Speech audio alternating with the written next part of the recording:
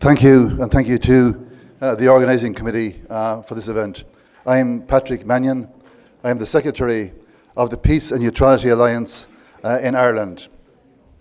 As we mark 25 years of this very sad and tragic attack on Serbia and the Federal Republic of Yugoslavia in 1999, I think it's worth looking back and drawing lessons from that. Because in the West, and especially in Ireland, it was very difficult to organise mass solidarity events at that time because really of the propaganda war that had been raised against Yugoslavia and Serbia. And this propaganda, this militarization of information was done by a mixture of state actors, of media outlets, of so-called experts from all sorts of institutes funded by all sorts of dubious sources, and then also by NGOs, also funded by dubious sources. And we saw this media storm all coming from different directions, which made it very difficult to get an alternative voice and to get an alternative view. And that has continued. And we have seen it repeated and repeated over and over again. We saw it repeated in Iraq. We saw it repeated before the attacks on Libya. We saw it repeated before the attacks and the attempted sort of intervention in Syria. And now we see it.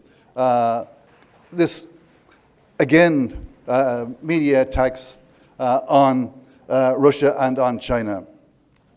And all sorts of bogeymen are being created that don't exist. But also we see it in sort of different areas. We see it behind the covert war, in the blockades of Cuba, of Venezuela, of Nicaragua, where countries expressing their independence, their sovereignty, are painted as the tyrants, and instead of democrats, and those who are imposing sanctions are portrayed as the freedom lovers. And we've also seen, as other people have said, the demonization of the Palestinian people in Gaza, which laid the groundwork for the terrible attacks that are happening now and the mass massacres of civilians. And it is, I think, a credit to all of the solidarity organizations that despite these level of attacks, that there has been such a mobilization and that there has been such pressure put on parliaments that to some way they're now calling for a ceasefire, even though ceasefires with some very peculiar conditions.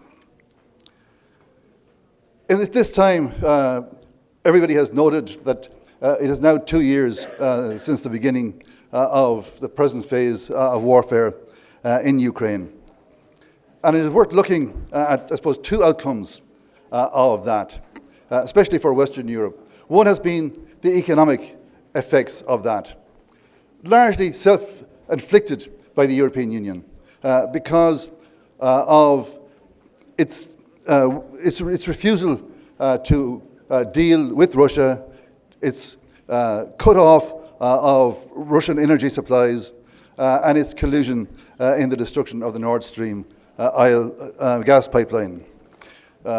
Also, of course, the multinational companies have exploited the situation to make massive profits. So therefore, the price of energy has gone through the roof, and there is a standard of living crisis, which affects all sorts of areas in our lives. The other area, of course, has been the reaction of NATO. The Republic of Ireland is not a member of NATO. There's a peculiar history to this, linking to a history of neutrality during the Second World War, and also to dispute about how it would affect our status with Northern Ireland. But in any event, Ireland did not join NATO in 1948. In 1951, we were offered, if we joined the terms of the Mutual Security Act, we would get martial aid, and which we refused. And so since then, we have not been in NATO and have steadfastly refused to be in NATO. Despite this long tradition of fighting against NATO, the Christian Democrat Party, called Fine Gael in Ireland, has always supported joining NATO. And now more and more the populist party, which very much like, I suppose, the French Gaullists in international terms, are now more and more moving towards NATO. But as I say, that has not happened. It looks unlikely to happen. In 2001, because of the terms of our constitution, Ireland, I think uniquely in the European Union, we had to have a referendum on the acceptance of the Nice Treaty. It could not be accepted by the Parliament. It had to go to a referendum. And it was defeated at a referendum.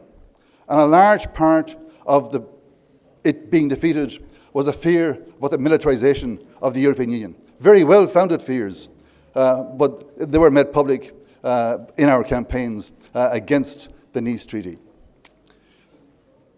So as part of the government's onslaught to make sure the referendum was passed at the second vote, there was passed what we call the triple lock. Irish troops cannot go abroad on a mission unless it is a mission accepted, proposed and agreed by the United Nations Security Council, by the executive and by the Parliament in Ireland. We cannot send any more than 12 troops abroad unless those three conditions have been met. And that is enshrined in Irish law. So this has been a focus of attack over the last number of years. But we'll get to that. But despite the Nice Treaty, despite the triple lock, the Irish government did a deal with the Americans many, many years ago. We can fly our Air Force to the United States and we can fly over it and they don't bother us. The only problem is we don't have an Air Force, so that is quite irrelevant. But the Americans, the US Air Force, can and do land in Ireland. We do not search their airplanes. We refuel them and they can go where they want. So the second largest airport in our country, in Shannon Airport, on the west coast, which was always a transatlantic airport, designed to take the largest possible airplanes. Every day of the week, we have US Air Force planes landing. Some of them directly seen as Air Force, marked US Air Force, US military, whatever. Other ones which are rented out to the Air Force by Omni Air, most especially, but also other private air companies. And they'll land there with impunity. The government says there's nothing to see. They have never, ever searched. Not one airplane have they searched in the last 20 years. And PANA, June's organisation, and the Shannon Watch organisation, every month we picket Shannon Airport. And from time to time, and of course this is illegal, so we don't approve of this, of course, certain individuals have taken direct action. They have gone into the airport and attempted to search airplanes, attempted to block airplanes, and painted slogans on airplanes. The most latest, some years ago, two friends of ours from Veterans for Peace from the United States, both retired, both pensioners, and we were afraid they would end up in jail, but eventually they got released when we paid 10,000 euros for a fine for them. After this phase of the war in Ukraine, as we know, NATO expanded. And now NATO runs essentially from the North Pole to the Rock of Gibraltar. And there is only one tiny little gap in that continuous sweep. That is the west coast of Ireland. We are still holding out.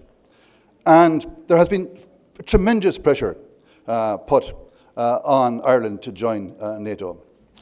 And last year, our Minister for International Affairs, who also is the Minister for Defence, held a conference chaired by the ex-provost of Oxford College to bring about to create the scenario for this joining. But two things happened. One, the President of Ireland, who is an ex-Labour Party, he intervened and said this is a disgrace. And the peace organisations, PANA, June's organisation, other organisations, we attended all these forums and we created as much fuss as we could. So when the report was written, the report could not propose we join NATO. The report proposed instead to abolish the triple lock. But this has not come to legislation so far, even though a year later. The government recently said, the minister recently said he would do it in this term. But since then, there has been a lot of political upheaval. The government lost 2 referendums.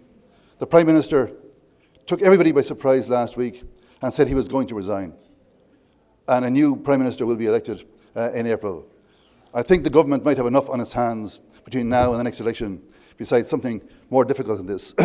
So hopefully, when we meet this time next year or whenever, we will still be one of the few countries with Austria in the EU that is not in NATO, and we will hopefully still have the triple lock, so we have some vestige of sovereignty and neutrality left as some hope for other countries to keep up the fight.